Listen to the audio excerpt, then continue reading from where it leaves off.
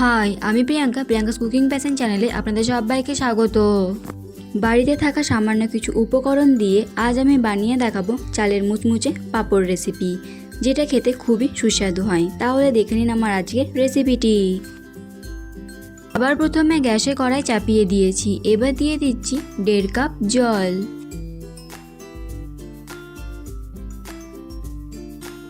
এবার দিয়ে দিচ্ছি পরিমাণ মতো লবণ, হাফ চামচ কাসুরি মেথি, সামান্য কালো জিরে, হাফ চামচ লঙ্কার গুঁড়ো, আর দিয়ে দিচ্ছি 1 চামচ সাদা তেল।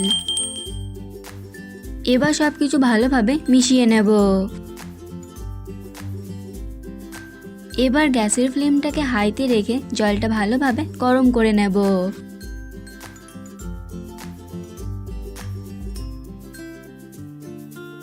জলটা ভালোভাবে গরম হয়ে গেছে, এবার গ্যাসের ফ্লেমটা বন্ধ করে দিয়ে দেবো 1 কাপ চালের গুঁড়ো।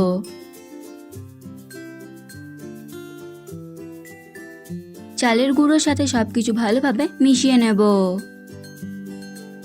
আপনি যদি চ্যানেলে নতুন হয়ে থাকেন তাহলে এই ভিডিওটি দেখতে দেখতে চ্যানেলটি সাবস্ক্রাইব করুন এবং পাশে থাকা বেল আইকনটি অন করে দিন আর নতুন নতুন ভিডিওর আপডেট পাওয়ার জন্য।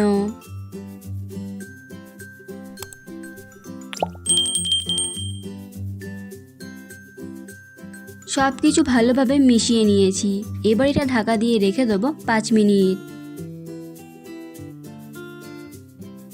5 মিনিট পর চাল গুঁড়ির মিশ্রণটা একটা প্লেটে ঢেলে নিয়েছি।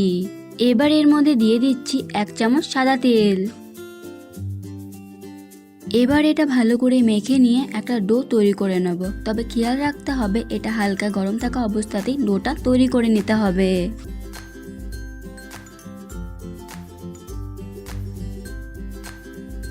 ডোটা তৈরি করে নিয়েছি, তবে ডোটা রেস্টে রাখার কোনো প্রয়োজন নেই। এবার ডোটা থেকে অল্প অল্প মিশ্রণ নেব আর হাত দিয়ে গোল করে নেব।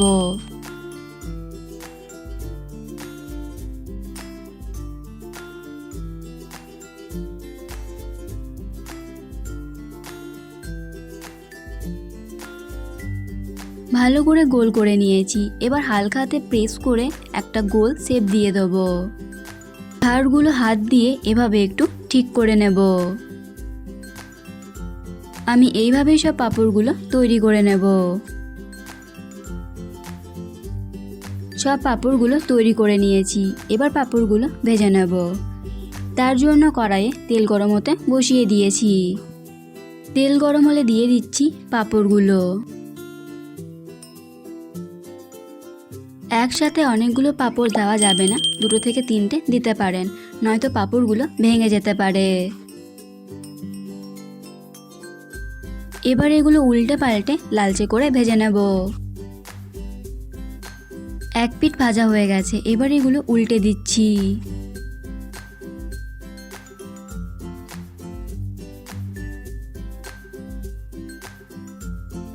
দু পিঠই উল্টে পাল্টে ভালোভাবে ভেজে নিয়েছি, এবার এগুলো তেল ঝরিয়ে তুলে নিচ্ছি।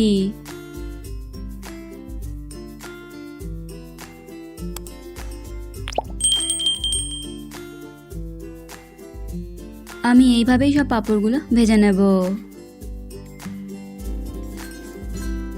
তৈরি হয়ে গেল আমার আজকের রেসিপিটি। এই রেসিপিটি আপনাদের কেমন লাগলো অবশ্যই কমেন্ট করে জানাবেন। ভালো লেগে থাকলে লাইক এবং শেয়ার করবেন। আজ এই পর্যন্তই।